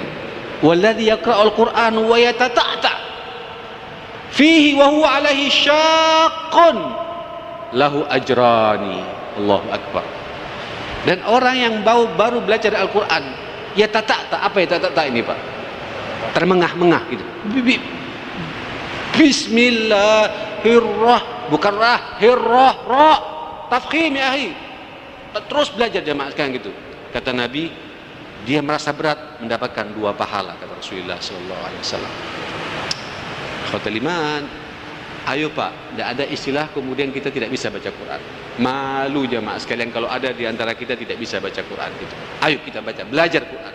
Dan guru-guru ngaji sekarang sudah bermunculan Pak. Ada Umi yang kerjasama dengan YDSF ini pula. TPA sekarang di mana-mana muncul. Kalau perlu, kalau malu Pak, datangkan guru les privat secara pribadi datang ke rumah kita. Insya Allah uang yang kita berikan kepada guru ngaji kita Pak, 200.000 tiap bulan atau 300.000 tiap bulan, itu infak kita di akhirat jemaah sekalian, deposito kita di akhirat jemaah sekalian, nggak akan terbuang percuma. Makanya saya bilang Pak, mohon maaf ya, ini ada contoh Pak, ada contoh, dan saya tiru contoh ini gitu. Ini ada orang yang nasihati saya jemaah sekalian gitu. Coba Ustaz, bagaimana bacaan Quran anak Ustaz gitu? Ya bisa ngaji sih, cuma tajwidnya kurang gitu. Nah sekarang saya punya pengalaman. Kenapa gitu? Ustaz sekarang datangkan guru ngaji ke rumah Ustaz. Jadi suruh datang guru ngaji ke rumah kita Pak, suruh ngaji khusus Pak, ngaji khusus ngajari anak kita yang tidak bisa baca. Meram saja Pak, berapa anunya gitu, kita bayar gitu. Insya Allah ikhwatal iman itu punya pengaruh kepada pelajarannya yang lain gitu. Punya pengaruh jemaah sekalian gitu. Dan ketika lancar Pak, nanti pahalanya kemana Pak? Saya ingin nanya, kemana pahalanya itu jemaah sekalian? Selain juga mengalir kepada anak itu, orang tuanya pun juga mengalir jemaah sekalian gitu. Dan pahala yang paling instan buat orang tua ketika mendidik anaknya baca Quran, mendidik anaknya belajar adalah belajar Quran jemaah sekalian. Kalau matematika Pak, saya bukan, mohon maaf guru-guru matematika ini banyak guru-guru alisan di sini gitu ya. Guru bahasa Indonesia, guru apa? Ya mohon maaf, selesai jamaah sekalian gitu.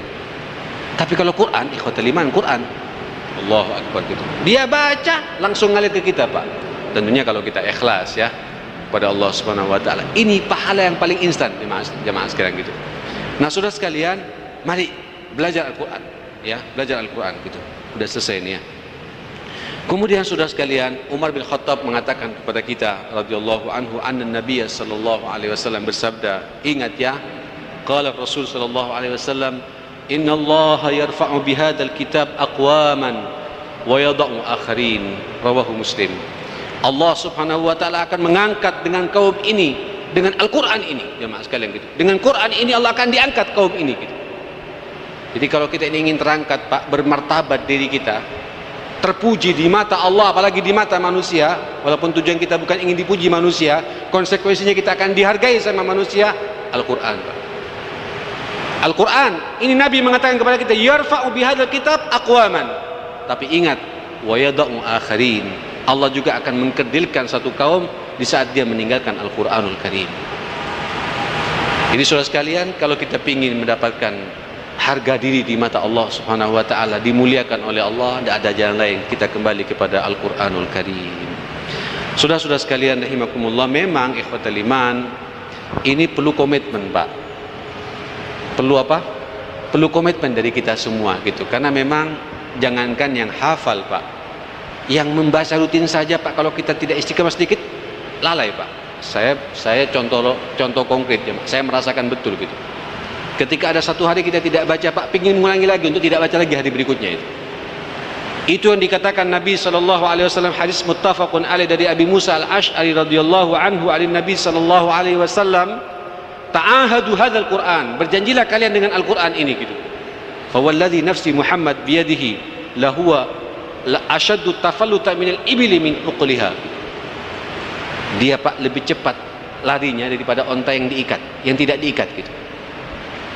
Jadi begini, kayak ini Ustaz Huzainal, Hafad, hafil Quran. Coba Pak satu hari dia tidak baca Quran, pasti dia banyak kesalahannya jamaah sekalian gitu. Loh, saya paham betul jamaah sekalian. Saya di Saudi hidup satu kamar, hidup satu ruangan, satu building dengan orang-orang hafadzul Quran. Itu kerjanya Pak, Quran, jalannya pun juga ngapal Quran gitu. Nanti diam-diam yang lainnya bermain, dia bukan Quran gitu. Kenapa? Asyadu tafallutan gitu. Lebih cepat lepasnya daripada onta yang dibiarkan begitu. Jadi tidak bisa tidak. Termasuk juga yang baca rutin Pak, yang istiqomah. Bapak terbiasa baca rutin istiqomah, kemudian pernah satu kali kita lalai, pengen mengulangi lagi Pak kelalaian itu. Akhirnya Pak, jadi dari awal lagi jamaah sekalian gitu. Nah, memang ini perlu komitmen jamaah. Makanya saya katakan tadi, kita perlu Pak duduk dengan istri kita, dengan anak-anak kita gitu. Minimal Pak nanti ketika kita tidak ngaji, diingatkan Pak sama anak, diingatkan sama istri kita, ayo waktunya ngaji, sehingga kita termotivasi lagi. Terus begitu. Itu nasihat Nabi kepada kita. Saudara sekalian rahimakumullah. Kemudian Abi Umamah radhiyallahu anhu juga berkata, sami'tu Rasulullah sallallahu alaihi wasallam, iqra'ul Quran, bacalah Al-Quran itu, fa innahu ya'ti yaumal qiyamati syafi'an li ashabi, hadis riwayat Muslim. Karena nanti orang yang baca Quran itu, nanti Quran datang pada hari kiamat memberikan syafaat, membela mati-matian bagi yang bersangkutan. Indahnya Pak ya, kalau kemudian nanti kita dibela oleh Al-Quranul Karim, karena kebiasaan kita membaca ayat-ayat Allah Subhanahu wa taala gitu. Saudara sekalian, kemudian Nawas bin Sam'an radhiyallahu anhu berkata, qala sami'tu Rasulullah sallallahu alaihi wasallam yaqul, yu'ta yaumal qiyamati bil Qur'an wa ahlahu walladzina kanu ya'maluna bihi fid dunya tuqaddimu suratul Baqarah wa Al Imran tahajjani an sahibihima gitu. Nanti pada hari kiamat kata Nabi sallallahu alaihi wasallam, orang-orang alladzina kanu ya'maluna bihi fid dunya, yang melaksanakan kandungan Al-Qur'an di dunia, langsung Pak tuqaddimu suratul Baqarah wa Al Imran, surat Al-Baqarah dan surat Al Imran Pak datang katanya itu. Bagaimana bentuknya saya juga kurang tahu gitu. Ya nanti Bapak akan melihat bagaimana di surga. Yang jelas nanti Al-Baqarah dan Al Imran memberikan hujjah kepada kita, membela kita mati-matian karena kita mengamalkan kandungan Al-Qur'anul Karim. Nah, saudara sekalian, suka-suka muncul pertanyaan begini, Ustadz, kita ini kalau baca Quran suka-suka tidak khusyuk, ada masa jenuh gitu. Ada masa apa? Masa sumpah, Pak. Ya, itu yang kemudian dikatakan oleh Rasulullah sallallahu alaihi wasallam, ala inna likulli amalin syirrah. Ya, ketahuilah setiap amal itu pasti ada masa semangat. Semangat ngaji, istiqomah ke masjid, tahajud, Pak ya, semangat gitu. Tapi ketahuilah, kata Nabi, walikulli syirratin fatrah. Setiap masa semangat itu nanti akan ada masa fatrah. Apa fatrah ini? Futur kalau bahasa kita ini. Ustadz Fuad Baswedan pernah membahas masalah futur, Pak, di tulisan majalah Al-Irsyad itu. Futur, masa jenuh, masa bosan. Jangan kaget, Pak, kalau kemudian nanti Bapak sekali waktu membaca Quran bosan. Jangankan baca, Pak, ngelihat Qurannya pun juga bosan gitu. Itu karakter manusia, memang sekalian, watak manusia. Dan Nabi telah memberikan arahan kepada kita seperti itu. Ala inna likulli amalin syirra. Setiap amal itu ada masa-masa semangat. Wa likulli syirratin fatrah. Masa-masa semangat itu nanti akan ada masa fatrah, masa jenuh, masa bosan. Makanya kata Nabi, faman kanat fatratuhu ala sunnati faqad ihtada. Siapa yang masa fatrahnya, masa bosannya itu kembali kepada sunnahku yang lain, insya Allah dia akan mendapatkan hidayah dari Allah Subhanahu wa ta'ala. Tetapi barang siapa masa fatrahnya ila ghairi sunnati, faman kanat fatratuhu ala ghairi sunnati faqad dhalla, orang itu akan disesatkan oleh Allah Subhanahu wa ta'ala. Begini, Pak, jadi kalau antum nanti baca Quran tiba-tiba jenuh, bosan, jangan dipaksakan, dengarkan saja. Dan ternyata ini, ma'asyir muslimin, juga terjadi kepada Rasulullah sallallahu alaihi wasallam. Rasul, Pak, Rasul sallallahu alaihi wasallam. Pernah sekali waktu, jamaah sekalian, Abdullah bin Mas'ud berkata, qala li Nabi sallallahu alaihi wasallam, iqra alayya al-Quran. Subhanallah. Tolong dong, kata Nabi, bacakan aku Al-Quran. Iqra alayya al-Quran, bacakan kepadaku Al-Quran. Fakultu, kata Abdullah bin Mas'ud, ya Rasulullah, aqra'u alaika wa alaika unzil. Bagaimana saya akan bacakan Quran kepadamu? Quran 30 juz itu turun kepadamu, engkau lebih paham, engkau lebih menguasai Al-Quran ini gitu. Nah ini, Pak, sunnah yang perlu kita ambil pula. Jadi di saat kita kemudian kita jenuh, bisa kita ambil hadis ini, jamaah sekalian. Apa kata Nabi? Qala inni uhibbu an asma'ahu min ghairi, kata Nabi. Aku ingin mendengarkan dari orang lain, kata Nabi. Subhanallah. Aku ingin mendengarkan dari, terkadang, Pak, memang saat kita baca, Pak, kita nggak mood lagi, Pak. Merenungi juga nggak bisa gitu. Tapi ketika mendengarkan dari orang lain, bisa merenungi, bisa nangis kita. Contohnya ya ketika Ustadz Huzainal jadi imam di sini, Ustadz Fahmi jadi imam, kita kadang-kadang termotivasi untuk nangis gitu, jemaah sekalian gitu. Kenapa? Karena itu adalah sunnah Nabi sallallahu alaihi wasallam gitu. Makanya imam-imam itu, Pak, harus dicari orang yang suaranya apa? Menyentuh. Orang yang suaranya kita mampu membuat orang nangis. Tabakau, kata Nabi, dengan bil Quran, nangislah kalian dengan Al-Quran. Kalau tidak bisa, paksakan untuk nangis gitu. Seperti itu. Nah, saudara sekalian, kemudian faqara'tu alaih, kubacakan kepada Nabi suratun Nisa, surat An-Nisa.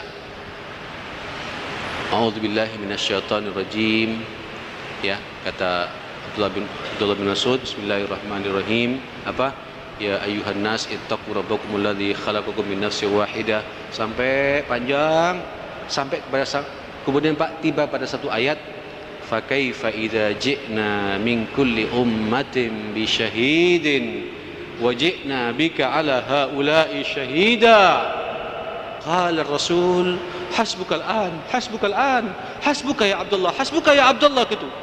Faltafattu fa ilaihi fa idza ainahu tadrifan gitu. Allahu akbar gitu.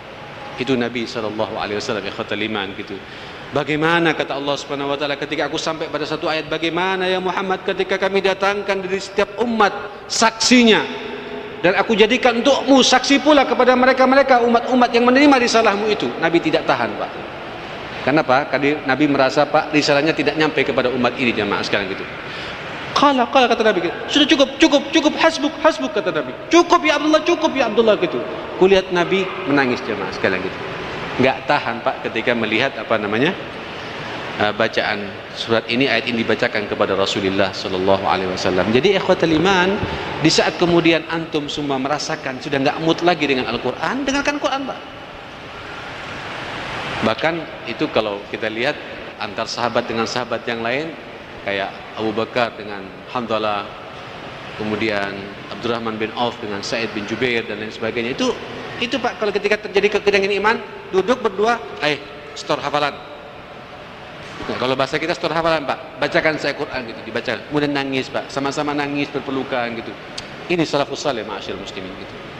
Itu yang dipunyai oleh ulama-ulama kita, salafus saleh di antara kita. Tidak berdebat dengan masalah-masalah fikih, tidak berdebat dengan masalah-masalah furu' agama, tapi bagaimana berinteraksi dengan Al-Qur'anul Karim, jamaah sekalian gitu. Sehingga dia merasakan nikmatnya berhubungan dengan siapa? Dengan Allah Subhanahu wa taala gitu.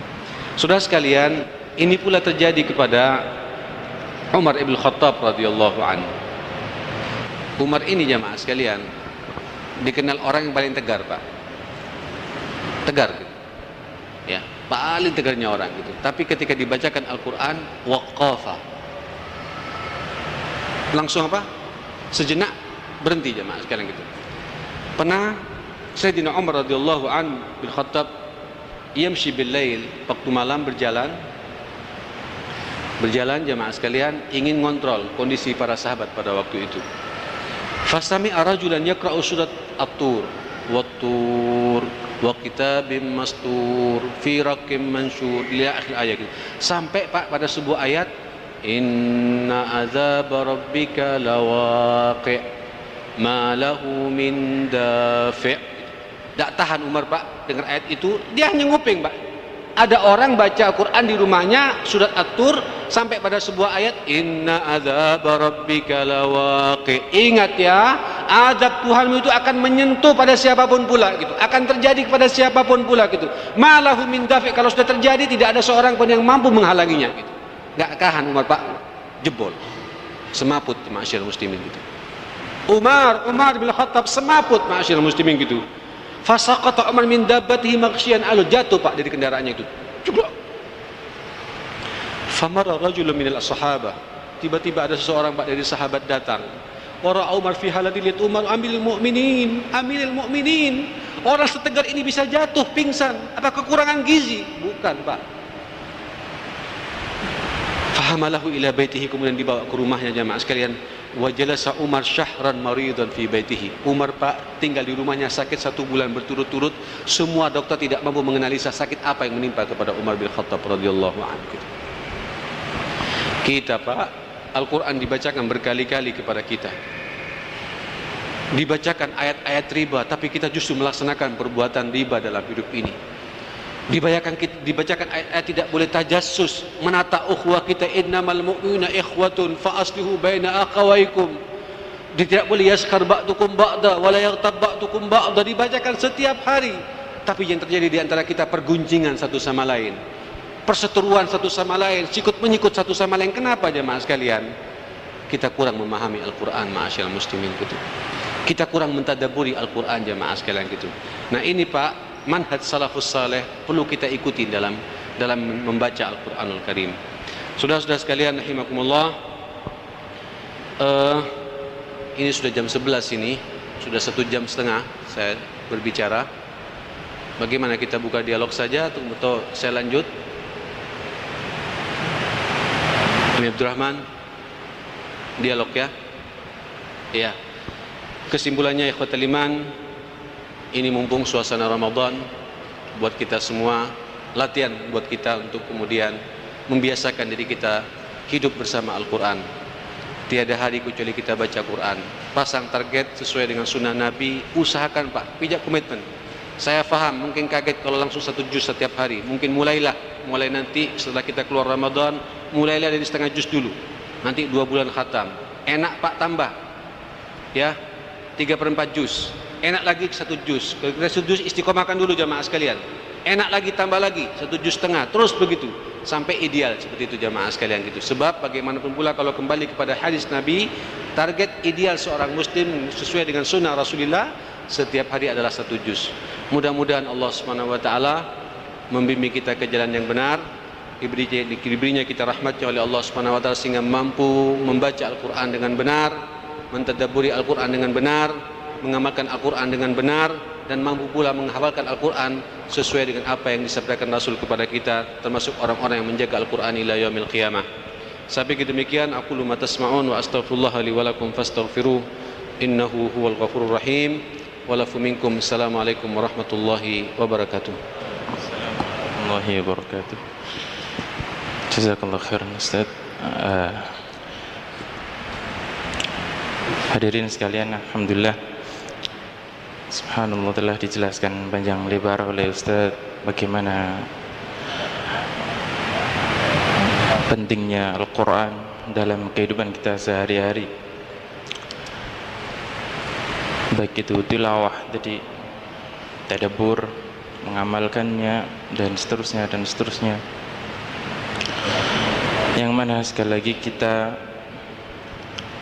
tidak akan bisa menjalani hidup ini tanpa berpegang kepada Al-Quran dan juga Al-Hikmah, yakni Sunnah An-Nabawiyah.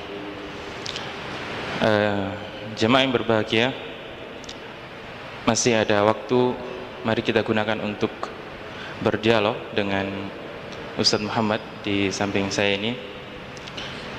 Baiklah, dari Bapak ataupun Ibu, kami persilahkan untuk mengajukan beberapa pertanyaan.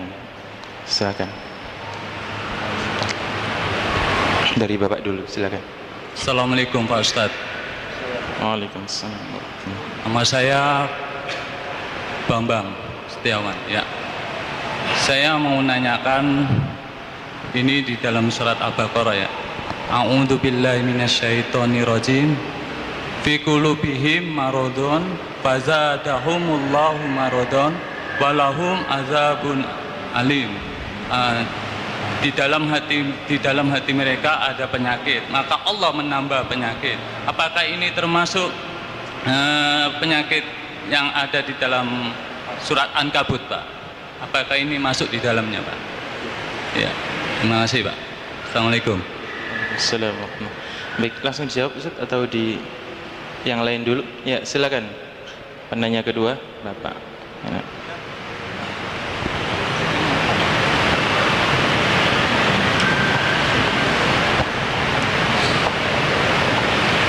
Terima kasih Ustaz. Saya menanyakan Ustaz masalah membaca Al-Quran Ustaz. Membaca Al-Quran dengan hafalan, apakah sama Ustaz dengan orang membaca Al-Quran dengan membaca Al-Quran Ustaz? Orang yang membaca Al-Quran dengan hafalan tidak membaca Al-Quran Ustaz, dengan orang yang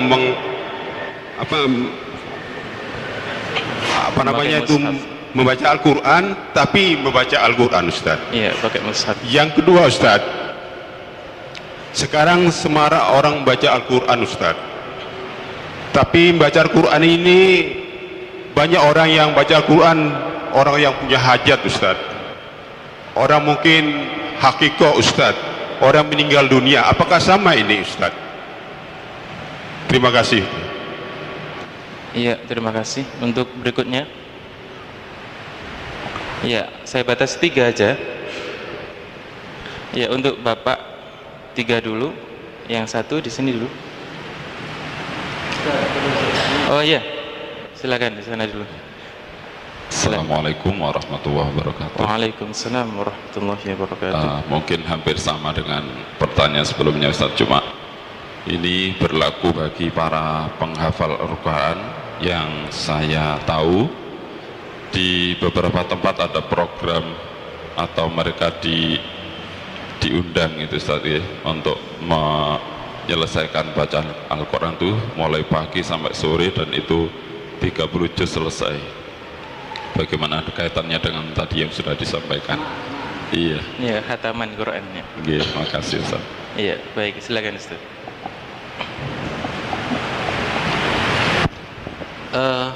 Bapak tadi yang menanyakan fi qulubihim maradun.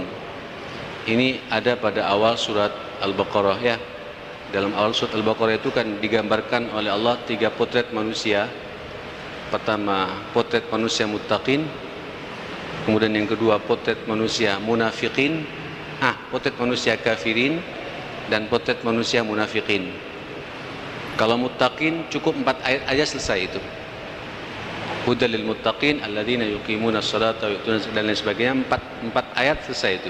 Kalau kafirin 2 ayat cukup. Innal ladzina kafaru sawa'un 'alaihim a anzartahum am lam tunzirhum la khatamallahu ala kulli selesai gitu. Kemudian yang ketiga sifat-sifat orang munafik. Wa minan nasi may yaqulu amanna billahi dan lain sebagainya. Kemudian digambarkan oleh Allah fi qulubihim maradun fazadahumullahu marada wa lahum adzabun alim bima kanu yaktibun. Ini tentang penyakit yang akan Allah munculkan bagi orang-orang yang punya sifat nifaq. Ya, nifaq itu dalam bahasa Nabi itu tanda-tandanya 3. Kalau berbicara tidak enak kalau tidak berbohong gitu. Bukan kalau berbicara bohong, Pak. Kalau berbicara bohong saya pikir semua kita suka-suka begitu ya. Tapi kalau orang munafik kalau berbicara tidak enak kalau tidak bohong. Yang kedua, kalau dia berjanji tidak enak kalau menepati gitu. Dan orang munafik yang ketiga kalau ketika dikasih amanat selalu dia khianat gitu. Dan kalau tepat-tepat tidak enak itu. Kurang dalam hidupnya itu. Itu karakter orang munafik. Kalau 3-tiganya ada ini munafik kata Nabi. Ditambah lagi di hadis yang lain wa idza khasama fajara, kalau dia berdebat ada perselisihan dia melampaui batas kepada lawan selisihnya itu. Nah, ini sifat-sifat orang munafik sehingga oleh Allah ketika diikuti ini penyakitnya bertambah gitu, semakin keruh gitu. Sehingga ya sudah tertutup faqasat qulubuhum, maka keraslah hati orang itu. Kalau diikutin terus bisa kafir orang itu. Kecuali kalau yang bersangkutan tobat dengan tobatan nasuha, insyaallah akan diampuni oleh Allah Subhanahu wa taala gitu. Nah, sifat-sifat ini mohon maaf Bapak dan Ibu sekalian mulai bermunculan dalam kehidupan kita. Biasanya orang-orang munafik itu berbuat seperti itu karena kepentingan-kepentingan dunia. Bukan kepentingan-kepentingan akhirat. Tidak ada orang munafik karena memperjuangkan agama, tidak ada. Tapi orang bersifat munafik karena ada kepentingan-kepentingan sesaat. Sehingga terjebaklah oleh Allah fi qulubihim maradun, dikasih oleh Allah penyakit. Fazadahumullahu marada, dan ditambah oleh Allah penyakitnya. Sehingga semakin keruh sampai akhirnya mengkristal dan matilah hati orang itu. Nauzubillah summa nauzubillah. Mungkin juga jadi khatamallahu ala qulubihim. Seperti itu. Dan begitu pentingnya masalah munafik ini ma'asyiral muslimin sampai itu ada 13 ayat. Kalau muttaqin 4 ayat, kafir 2 ayat, tapi munafik itu sampai 13 ayat dirinci oleh Allah Subhanahu wa taala supaya kita hati-hati dengan penyakit yang satu ini gitu. Wallahu a'lam. Nah, tentunya apakah termasuk? Ya pasti Pak, kalau sudah kayak gitu masuk dalam lingkaran ankabut orang-orang yang seperti itu. Mudah-mudahan kita dijauhkan dari sifat-sifat orang munafik ini. Mana yang lebih baik, membaca Al-Quran dengan hafalan dengan mushaf? Tentu yang lebih baik dengan mushaf Pak. So, kalau dengan mushaf dijamin tidak ada salahnya gitu. Makanya imam-imam yang menghafal Al-Quran di belakangnya itu harus ada apa? Yang megang mushaf. Hatta di haram Pak, di belakang sudes itu ada yang megang mushaf jamaah sekalian gitu. Saya tahu betul itu. Termasuk juga di sini Ustaz Fahmi ketika kemarin baca dengan saya surat Al-Anbiya, di belakangnya harus ada yang megang Quran atau yang hafal minimal gitu untuk melengkapi. Sebagaimana pula kalau baca Quran itu lebih apa? Lebih aslam. Lebih apa? Lebih selamat gitu. Lebih selamat gitu. Apakah fathah, apakah dhamma, apakah ini kurang kalimatnya, itu lebih selamat gitu daripada menghafal gitu. Kita menghafal namanya manusia Pak, pas dia maksiat sedikit bisa hang nanti itu jamaah sekalian gitu. Maka lebih afdal tetap yang membaca pakai mushaf Al-Qur'anul Karim seperti itu. Kemudian semaan Al-Qur'an dibaca dalam momen-momen tertentu. Dalam pernikahan dibacakan Al-Qur'an ya. Kemudian dalam akikahan dibacakan Al-Quran. Kayak pengajian begini Pak, suka-suka dibacakan Al-Quran. Ya. Kemudian apa lagi? Dan lain sebagainya gitu. Ikhwatal iman, saudara, ini Pak memanfaatkan momentum. Ya. Kadang-kadang dalam rangka untuk membuat heningnya suasana di mana orang semua pada kering, ikut seminar Pak. Seminar itu adalah seminar berbicara masalah menata kehidupan rumah tangga. Orang yang datang semuanya Pak pada apa? Pada banyak konflik gitu. Tiba-tiba sebelum kita mulai, alangkah indahnya kalau kita baca Quran dulu gitu. Dibacakan surat-surat apa? Wa min ayatihi, atau dibacakan surat An-Nur, atau dibacakan surat An-Nisa dan lain sebagainya, sehingga orang Pak merasa apa? Merasa tentram gitu. Tapi jangan sampai setiap ada kesempatan seperti itu selalu dibacakan Al-Quran. Difahami ya? Kalau setiap ada kesempatan dibacakan Al-Quran, khawatir dianggap ini adalah merupakan satu rangkaian ibadah gitu. Kayak orang pernikahan, akad nikah, dibacakan Al-Quranul Karim. Apakah ada di zaman Nabi SAW? Ya kalau bicara itu jadi tidak ada jamaah sekalian gitu. Nabi Pak bahkan jangankan baca Quran, khutbah nikah pun juga di zaman Nabi tidak ada. Saya sering khutbah nikah masalahnya Pak. Saya ini jago sering khutbah nikah, diundang kemana-mana khutbah nikah. Apakah bid'ah? Enggak, kita memanfaatkan momentum, kesempatan orang sedang siap-siap mentalnya ingin menerima amanah Allah, kita ingatkan, hati-hati lo, ini perempuan ini amanah dari Allah Subhanahu wa taala. Apakah itu bid'ah jemaah sekalian? Kita memanfaatkan momentum supaya orang itu lebih siap lagi. Sebelum dia mulai pengajian ada yang baca Quran. Qabla an nabda hadil baramis, sebelum kita mulai acara ini, nasma'u ayin min ayatillah, kita dengarkan ayat-ayat Allah Subhanahu wa taala. Saya menjadi saksi mata jemaah sekalian gitu. Tidak ada yang membid'ahkan, ini memanfaatkan momentum supaya orang lebih hening lagi hatinya untuk menerima taujihat rabbaniyah yang akan disampaikan oleh Syekh bin Baz rahimahullah. Seperti itu. Jadi tergantung kepada niat kita. Kalau niatnya orang lagi baca Quran dulu gitu. Tapi jangan sampai setiap ada acara selalu dibacakan Al-Quran. Faham ya? Seperti itu. Bagaimana dengan semaan? Baca Quran seharian penuh, ya, karena membuka pabrik gitu, supaya barokah gitu. Niatnya sih baik barangkali gitu ya. Cuma yang jelas kalau kembali kepada hadis ini, kata Nabi, tidak ada kebaikan kalau orang baca Quran kurang dari berapa? 3 hari ngebut Pak. Saya sering mendengar ngebut gitu. Ya ini sih boleh-boleh saja gitu. Kalau kemudian tidak ada momen apa-apa dalam rangka mungkin ya tidak bisa tafakuh Pak, tidak bisa wa'i, tidak bisa merenungi gitu. Tidak bisa merenungi gitu. Tapi kalau minimal sehari 10 juz masih bisa merenungi Pak. Saya yakin begitu. Tapi kalau ngebut, apalagi dikaitkan supaya nanti perusahaannya lancar, dibacakan Al-Quran gitu. Ya itu Pak juga pakai target juga yang baca itu juga itu. Ya mau yang cepat Pak setengah hari atau yang 3/4 hari itu ada semua itu. Nah ini harus hati-hati. Ini namanya menjual ayat-ayat Allah demi kepentingan apa? Dunia seperti itu. Ya silakan simpulkan sendiri bagaimana pendapat saya ini ya. Nyambung insyaallah. Taib. Masya Allah. Ada lagi pertanyaan jemaah sekalian, bagaimana Ustaz baca Quran yang benar, yang lebih baik? Dibaca tanpa diucapkan di dalam hati? Tidak Pak, diucapkan dengan lisan. Sebab kalau dalam hati siapa yang bisa menyalahkan jemaah sekalian? Kalau dengan lisan Pak, dengan lisan, minimal nanti ada orang mendengarkan bisa menyalahkan kita. Yang kedua kalau dalam hati Pak, kata Nabi ketika Al-Quran dibacakan itu malaikat-malaikat semua datang.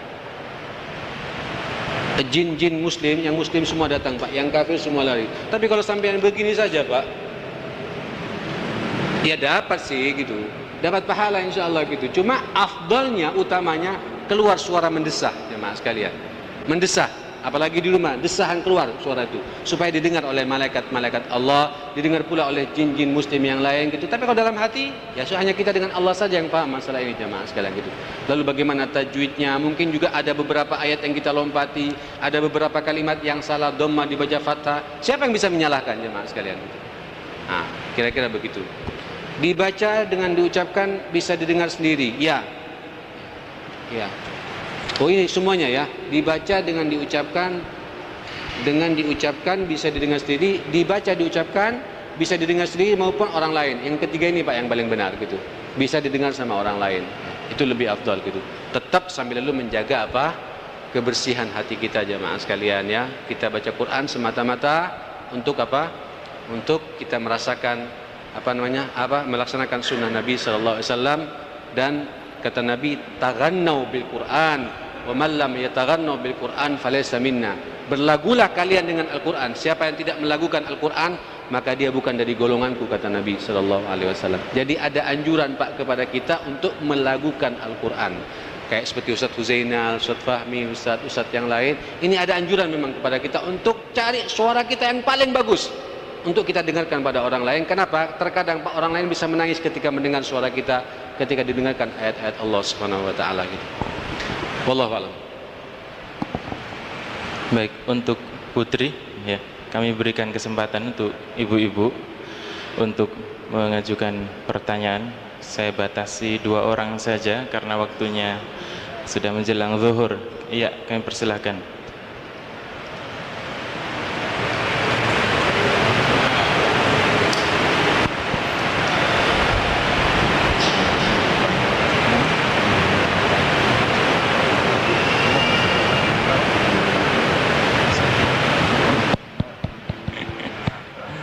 Baik, tidak ada dari ibu-ibu.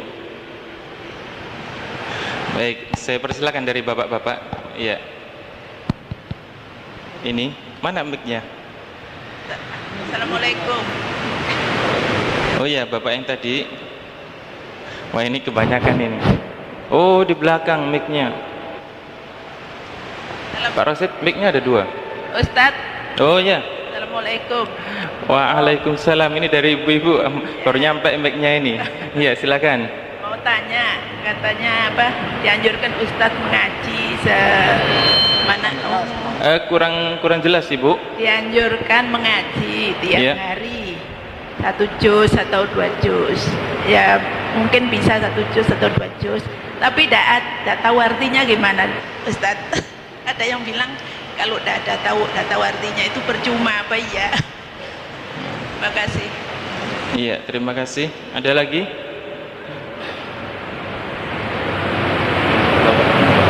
Iya, dari Bapak. Mic satunya Pak Rosid. Silakan Pak Lutfi, yang mana yang dipilih ini?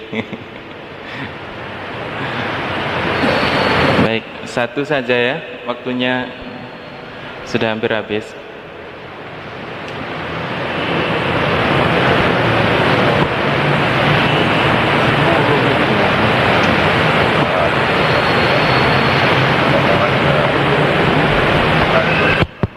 Ya, silakan.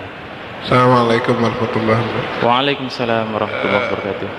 Mengenai adanya tadi pembacaan Al-Quran dengan tartil, Ustaz, dengan tartil dan dengan tajwid, gitu ya, Ustaz ya.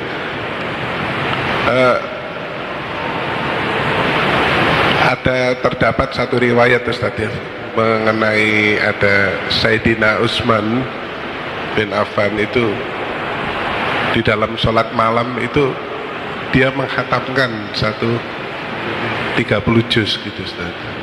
Di dalam sholat malam itu bagaimana dengan adanya riwayat tersebut, Ustaz? Apakah bagaimana itu, Ustaz, penjelasannya, Ustaz? Jazakallah khairan. Baik, terima kasih. Cukup, silakan. Kenapa? Iya. Satu lagi. Baik, diganjilkan witir ya. Silakan. Assalamualaikum warahmatullahi wabarakatuh. Waalaikumsalam. Ada sedikit satu pertanyaan aja, Ustaz. Di bulan puasa ini memang bacaan Al-Quran, amalan-amalan lain ditingkatkan, tapi karena seperti itu sudah umumnya baca Al-Quran sehingga pakai mic tinggi sekali, mungkin sampai tengah malam lewat jam 2 bahkan sampai jam 3 itu masih berkumandang, sedangkan kiri kanan mungkin beberapa sampai jauh itu ada yang merasa terganggu. Ini bagaimana di zaman Rasulullah bacaan Al-Quran yang seperti ini, insyaallah. Assalamualaikum warahmatullahi wabarakatuh. Salam. Buat ibu yang nanya tadi itu, mana yang lebih baik ya, baca Quran tapi tidak paham maknanya dengan kita memahami maknanya saja gitu. Ini pertanyaan selalu muncul Pak ketika saya bahas masalah Al-Quranul Karim. Ibu tolong diperhatikan, dalam Islam itu, dalam etika Quran itu ada waktu-waktu kita membaca Al-Quran bifahmin atau bighairi fahm. Ada waktu-waktu pula untuk mentadaburi. Dua-duanya harus kita jalankan gitu. Karena dalam definisi Al-Quran, huwa kalamullah al-muta'abbadu bitilawatihi, dianggap beribadah di saat kita membacanya gitu. Itu Bapak penafsiran tilawah di sini qiraatan. Semua ulama mengatakan demikian gitu. Jadi kalau kita ini namanya wirid Quran, ya, zikir dengan Al-Quran, faham atau tidak faham gitu. Itu ada buat kita jamaah sekalian, membaca Al-Quran, membaca ayat-ayat Allah dalam rangka beribadah kepada Allah. Walaupun tanpa faham, dia mendapatkan pahala dari Allah Subhanahu wa taala. Di saat yang bersamaan pula jangan lupa pula harus ada waktu-waktu apa? Tadabbur. Harus berimbang memang hal seperti itu. Jangan tadabbur saja. Ada orang Pak, tadabbur tidak membaca Quran. Pokoknya tiap hari saya 10 ayat. Ngambil pada hadisnya siapa? Abdullah bin Abbas gitu. Saya tidak pernah lebih 10 ayat kecuali saya merenunginya, mentadabburinya dan mengamalkannya. Baru kemudian melaksanakan ayat 10 ayat berikutnya gitu. Loh, ini Abdullah bin Abbas, sahabat ikhwatal iman. Dan di saat yang bersamaan sahabat yang satu ini hafal Quran, min hamadil Quran, Abdullah bin Abbas, sama dengan Abdullah bin Mas'ud, dia faqihul ummah. Oh, sahabat yang juga dikenal sampai didoakan oleh Nabi, orang yang Allahumma faqihu fid din wa 'allimhu ta'wil.